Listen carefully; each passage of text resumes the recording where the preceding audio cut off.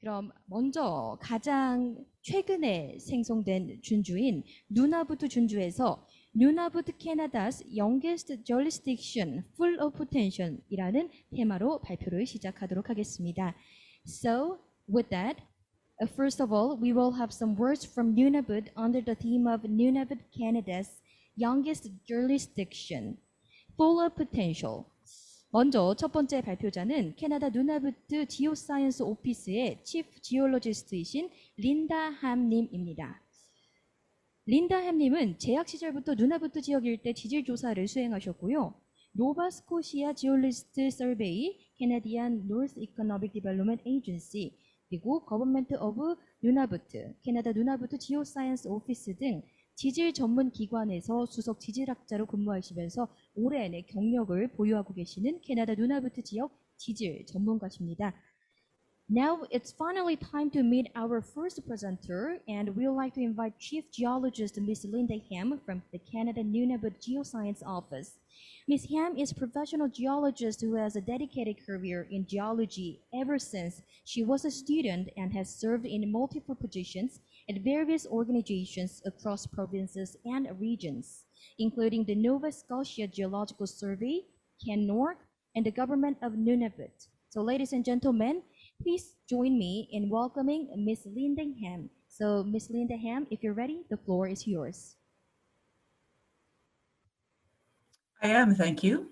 Yes, my name is Linda Hamm. I am the Chief Geologist of the Canada Nunavut Geoscience Office in Iqaluit, Nunavut, and we are Nunavut's de facto geological survey.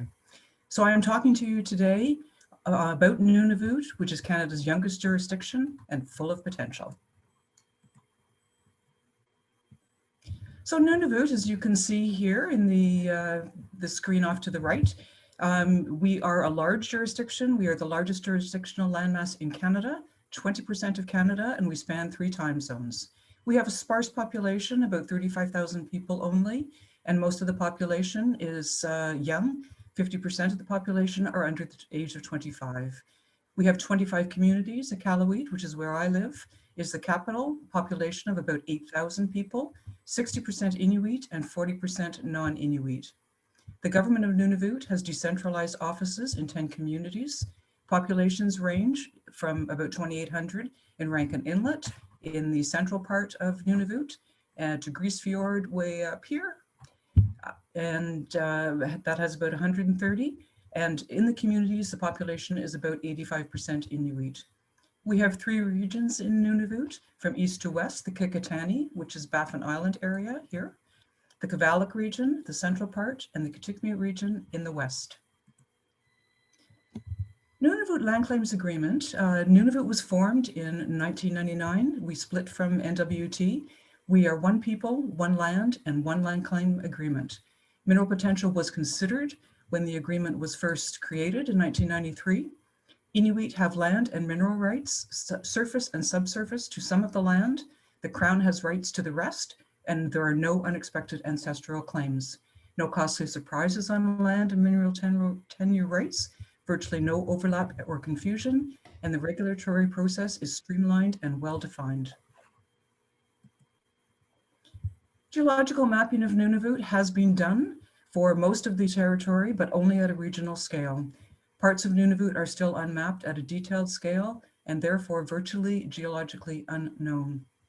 More geological knowledge equates to higher exploration levels, possible mines, construction, and production.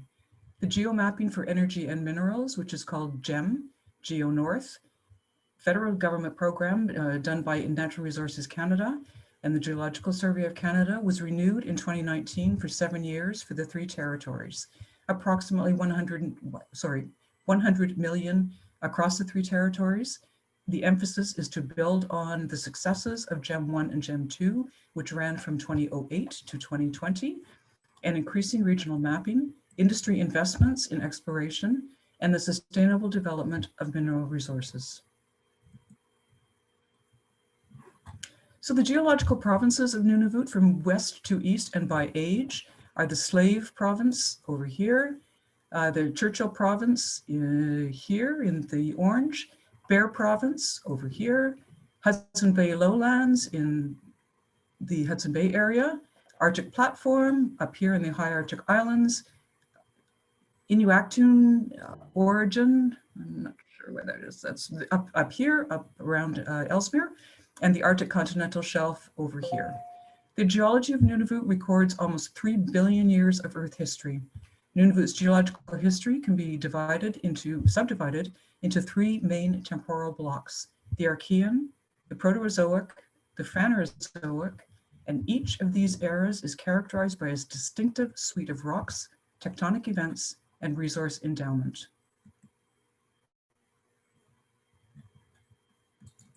Sorry. Oop.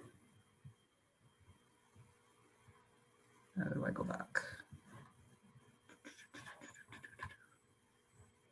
Okay, I'll just try and go back.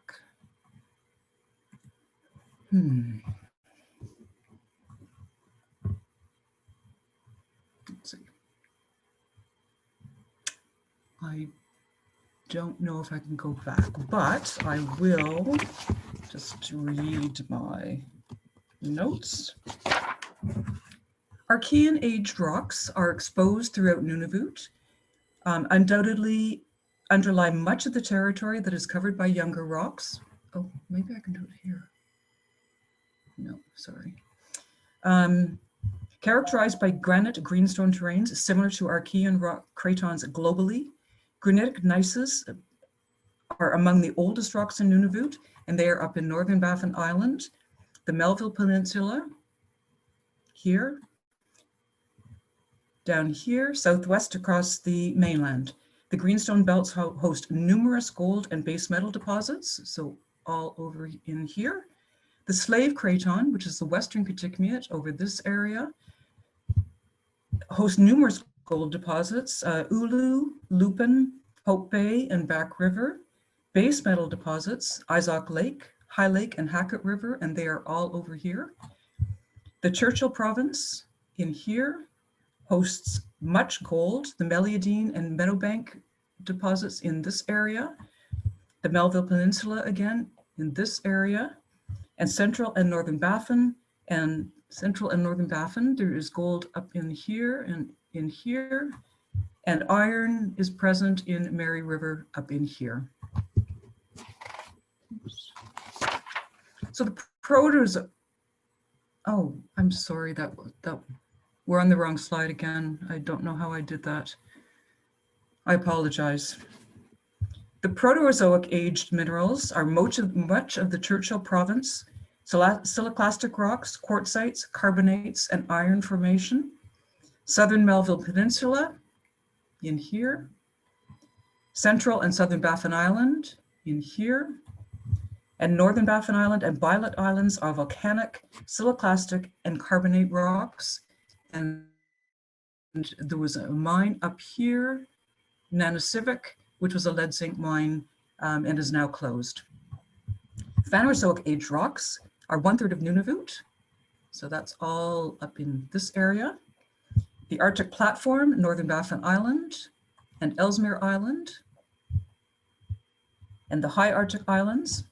In the Cambrian strata, so over here on the continental shelf, we have oil and gas reserves. Further uplift of all the rocks that I've just mentioned, and erosion led to a thick clastic wedge with potential for red bed copper deposits. The Mississippi Valley type deposit, Polaris, up in here is a Mississippi Valley, was a lead zinc mine also operating and now closed. There are kimberlite pipes in southern Baffin Island, right in this area. Central Nunavut, Somerset, and Victoria Islands over here. Brodeur and Melville Peninsulas, so up in here and Melville Peninsula. So the battery mineral showings in Nunavut, critical metals or minerals. Of the 35 metals or minerals listed in the Canada-USA Joint Action Plan, Nunavut has known occurrences of 6: graphite, lithium, manganese, PGE, platinum group elements, rare earth elements, and uranium, with varying amounts of many others. The battery mineral showings, lithium, vanadium, graphite, manganese, bismuth, cobalt, chromium, and nickel, We have 2 active, meaning the claims are still valid, exploration sites in the Kavalik area, Western Atlas Resources south of Meadowbank. It's mainly a gold play, but there are intersections of nickel, cobalt, and chromium in the drill core. And the Canadian North Resource Development Corporation owns Ferguson Lake, which is right here. The known resources of nickel, copper, and PGEs. The base metal showings in Nunavut, we have zinc, lead, and copper. And this slide and the last slide, actually, these showings were taken from our Newman, what's called our Newman database, which is Nunavut Minerals database. And there are 283 lead showings across the territory. This database is a little out of date. We are working on updating it, but right now it is updated to about 2015. The zinc showings are 416 and copper showings are 11,016. The active projects, Wolverine, Rio Algum Exploration Incorporated, has a copper showing here on Victoria Island. And the Nunavut property, Seal and Storm, we're going to hear from Aston Bay Holdings Limited. Seal is zinc and gold, and Storm is copper. And those deposits are right here. We have known resources in Hackett River, over here, High Lake, up here, Isaac Lake, here, and Ferguson Lake, here. We have 2 inactive mines, as I've mentioned before, the Nanisivik mine, zinc, lead, and silver, closed in 2002, and Polaris, a lead zinc mine, closed also in 2002, and it was a lead zinc. So in conclusion, Nunavut is a young jurisdiction and we have 1 settled land claim. It is undermapped and underexplored. It is a large area and there's plenty of potential for new discoveries of all commodities. Thank you. Thank you so much for your presentation, Ms. Linda Hamm. 이어서 2번째 발표를 소개해드리겠습니다. 2번째 발표는 에스톤베이 홀딩스의 CEO이신 토마스 올리시님께서 동유망 프로젝트에 대해서 소개를 해주시겠습니다. 연사에 대해서 잠시 소개를 드리겠습니다. 토마스 올리시는 30년 이상 경력의 진질 전문가로 미국, 캐나다, 멕시코 등지에서 동광 지질 조사를 수행하였고 과거 5년간 노스 아메리카 for Antofagasta Minerals에서 수석 지질학자를 역임하셨습니다.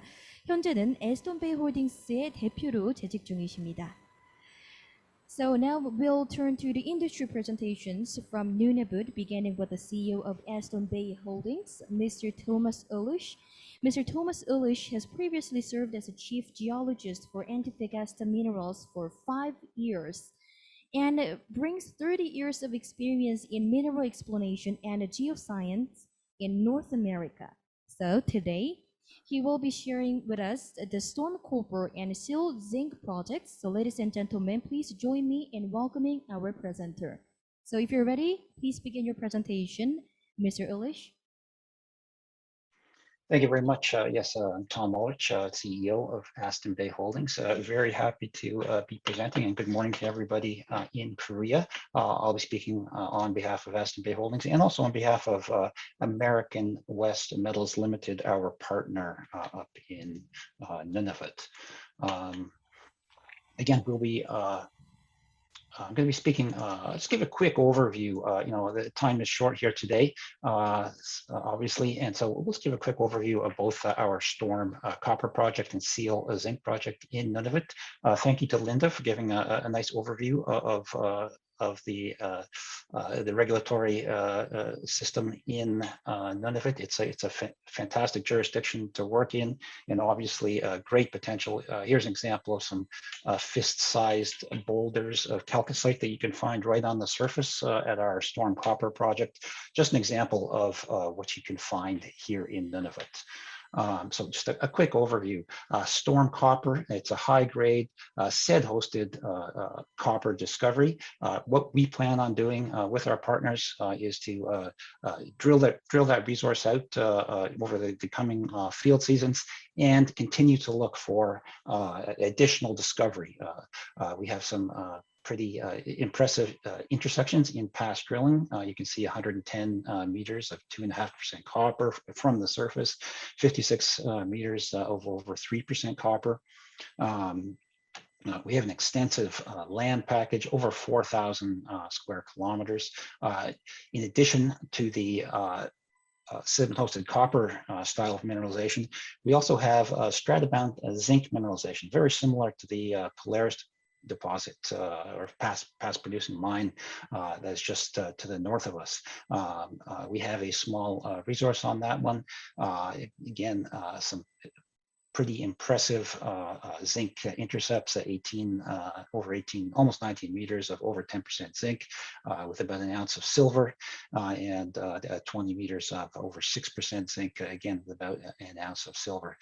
In addition to both the storm and copper, we have some other underexplored targets on our very extensive land package.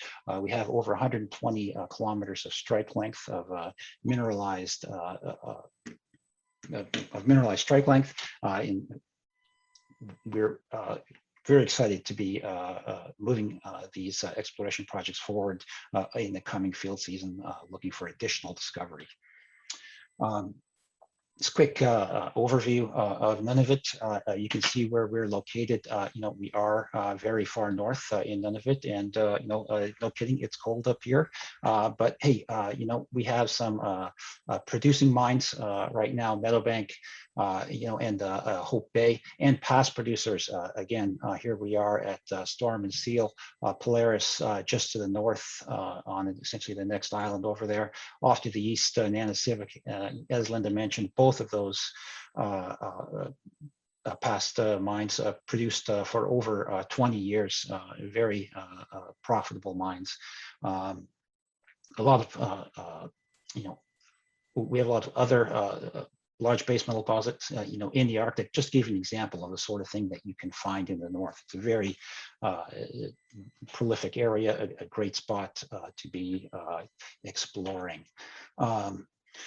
Specifically, Storm and Seal, you can see a picture of our camp. We have a camp in place. Again, very regionally extensive land package. We are located right on the coast. It's not showing very well, but here is Aston Bay itself into the Arctic Ocean. You can see the Seal Zinc right on the coast, Storm Copper about 15 kilometers inland. We have a regional logistics hub of the town of Hamilton Resolute Bay, just to the north of us. The permitting is all in place. The drills are on site, and we are excited to be advancing this project. Storm itself, just again, high grade sediment-hosted copper style of mineralization here. You can see some of the intercepts in the past drilling, numerous untested gossans. What we plan to do in this coming field season is to do some deep EM geophysics, and we're just in the final stages of planning that project, and we expect to be moving up to site within about 2 weeks here.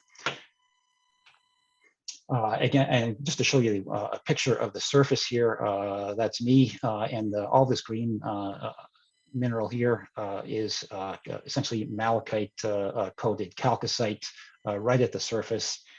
It's really spectacular. As you can talk to any geologist, they'll tell you you don't see this kind of exposure in many places in the world. And then just moving quickly on to our Seal Zinc play. We don't expect to do any significant geophysics at Seal Zinc this summer, but it is a very impressive amount of high-grade zinc right at the surface. You can see some of the past intercepts there. And we do have a historical 43-101 compliant resource here. It's a very small resource. It's really just indicative here of the style and the grade of mineralization you can have here. We've essentially just from the surface with a few drill holes, we've proven up 1 million tons but it is over 10% zinc. That's real zinc, not equivalent, and about with about 1.5 ounces of silver along with that. Again, this mineralized trend, from what we see, from what we know, and what we've drilled at this resource, we have some significant soil anomalies, significant geophysical anomalies that we think show an excellent potential to grow this resource from this small indicative resource. So a quick overview of the two companies that are exploring here. Again, Aston Bay, that is my company. We are exploring for base metals and gold in Nunavut and in Virginia in the United States. Currently, our Aston Bay, our Storm and Seal projects are under option to American West Metals Limited, and the quick terms of the agreement there, essentially for exploration expenditures of $10 million over about 7 years here. American West Metals can earn 80% interest in the project. And we're very happy to have American West with us as as partners here. They're a new Australian company, and essentially their strategy is to increase shareholder wealth through development and discovery of major mineral deposits. They're focusing on base metals in North America, predominantly copper and zinc. And they are looking to go public on the Australian Stock Exchange late December or into the fall here. We have both companies together, me and John Perneus, chairman of American West Metals, be very glad to tell you more about Storm Copper and Seal Zinc. I'm sure both of us could talk your ear off about this. And of course, you can always get in touch with the Korean Resources Corporation and CanNor. Thank you very much for giving both of our companies the opportunity to tell you a bit about our project, and again, very happy to discuss more about this in the future. Thank you. Thank you very much for sharing meaningful words. 이어서 세 번째 발표로 넘어가도록 하겠습니다. 세 번째 발표는 웨스턴 아틀란스 리소스의 CEO 그리고 디렉터이신 파비오 카포니 님께서 발표를 준비해 주셨습니다. 니켈 프로젝트에 대해서 소개를 해주신다고 하는데요. 파비오 카포니 님은 유럽 및 미주 지역 자원 관련 기업의 창업 및 매각 전문가로 14년 동안 약 50억 불 이상의 실적을 달성하신 분이십니다. 현재는 웨스턴 아틀라스 리소스 및 CB 골드 인코퍼레이션을 설립해서 CEO로 재직 중이십니다. So, ladies and gentlemen, this time we'll meet CEO and Director, Mr. Fabio Caponi from Western Atlas Resources, who will be sharing with us a unique opportunity with the Meadowbank project. Mr. Caponi is a specialist in creating, structuring, and selling natural resources companies worth over $5 billion working in Europe and both North and Latin America for over 14 years. He is also the founder of Western Atlas Resources and was co-founder of CB Gold Incorporation, where he also served as president and CEO from 2009 to 2015. So with that being said, let's welcome him. So if you're ready, the floor is yours. Thank you very much. Thanks, everybody. Thanks for your attention and for showing interest in Western Atlas Resources and our Meadowbank project. A quick run through the corporate disclaimer as it is customary. And here we go. I'm going to give you a snapshot of our company and our project. So the company is currently exploring the Meadowbank project located in Nunavut, Canada, as you know. It is a project with a district-scale footprint that provides an opportunity for multiple discoveries.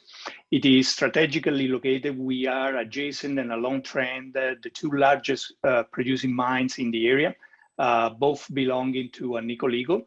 the Meadowbank mine and the Amaruk mine. We also next to one volcanic massive sulfide project, always belonging to a nickel eagle, and they call it the Greyhound project. We fully permitted for exploration, and for the past 4.5 years, we have run an extensive exploration program that has eventually ended up this past summer with the discovery of broad near-surface intercept with nickel, cobalt, and chromium. So a little bit about ourselves. The management and board over the years have raised over $5 billion to finance natural resource projects. Some members of the board are behind many success stories within this industry.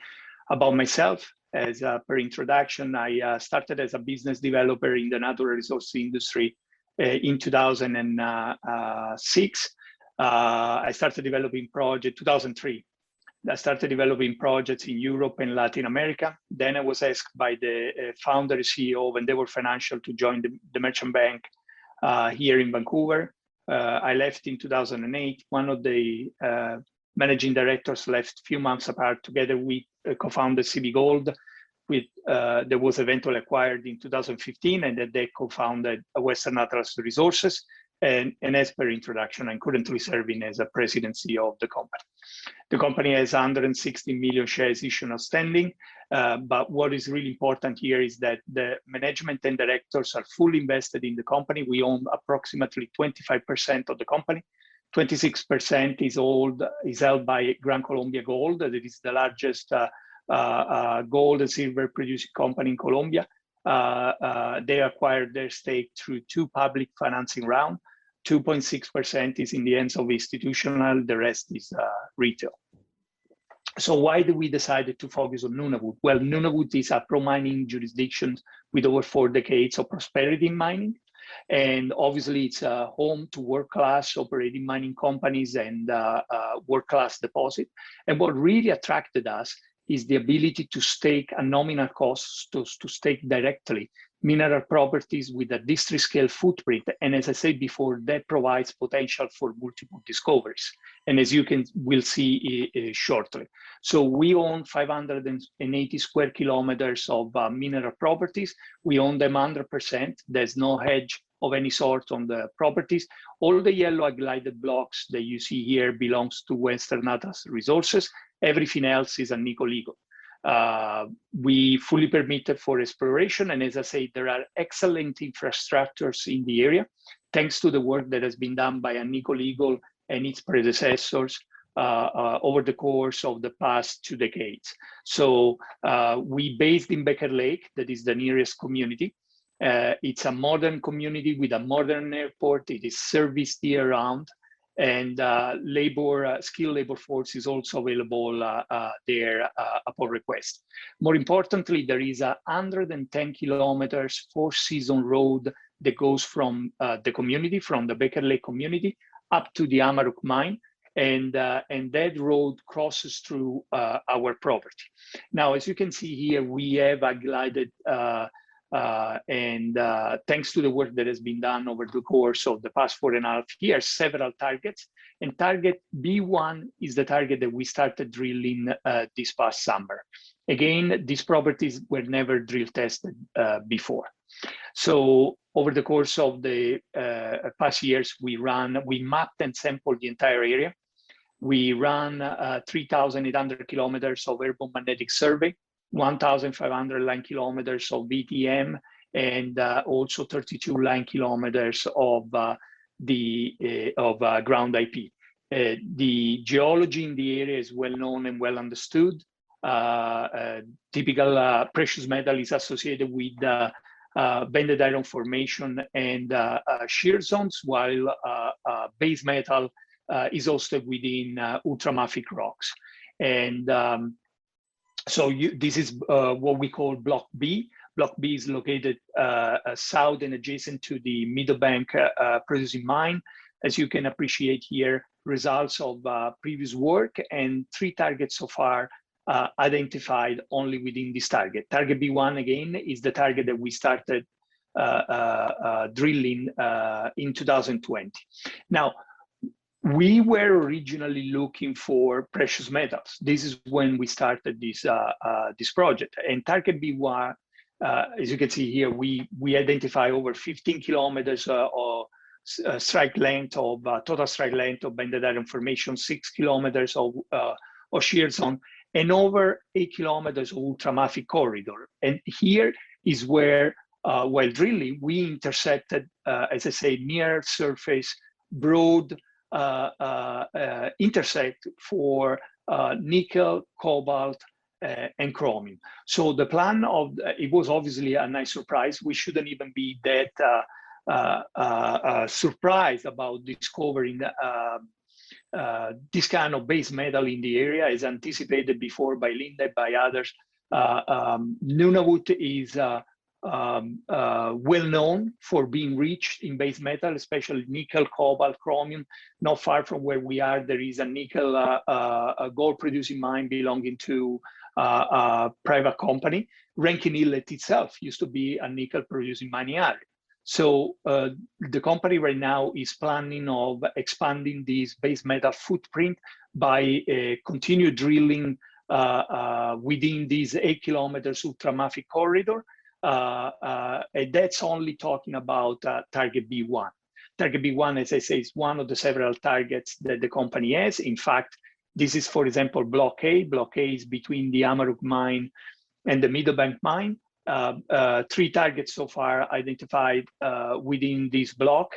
And this, together with the additional 2 targets that we have within Block B, namely target B2, B3, will be the subject of years to come drill program. And that's not only obviously with a focus now on precious metal, but with an additional focus on base metals, or what we call the minerals of the future. Now, we also the newest exploration company that started operating in the Meadowbank area, and we are the one with the smallest market cap, with Junior.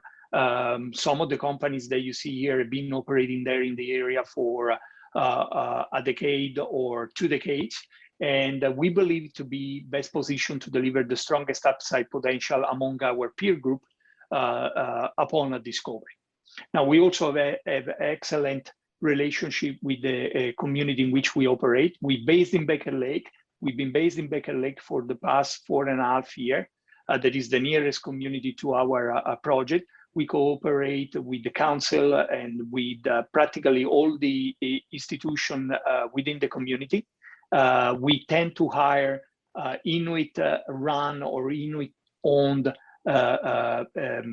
service provided company, and also hire obviously locally. We have a very strong relationship also with the Hunters and Trapper organization. That is a very important organization in the area, and we cooperate with them with respect to the wildlife monitor. So just to wrap it up, because I know we don't have much time, why do we believe that Western Atlas could be a good opportunity for an investment or joint venture or technical cooperation? Well, we own district scale properties that again could provide potential for multiple discoveries. We strategically located along trend and adjacent to 2 largest producing mines in the area that obviously provide enormous benefits in terms of logistic. We fully permitted for exploration, and there are excellent infrastructures in the area. Management and directors are fully invested in the company, and there is a strong upside potential among our peer group due to the fact that, as I say, we are the newest company and the one with the smallest market caps that started operating there in the area. In addition to that, we have also a long-term strategy to deliver value to our shareholders, and that goes from development of currently existing assets, but also acquisition and joint venture of additional assets, being assets with historical data, where or assets early stage, where we can deliver value with exploration. I would like to wrap it up here. As I say, I know that we don't have much time. It was just a quick overview. I would like to thank you once again for your attention. Should you have any additional question, please feel free to contact us directly. We'll be happy, obviously, to take you through the details of our company and our project and about our long-term strategy. Thank you very much.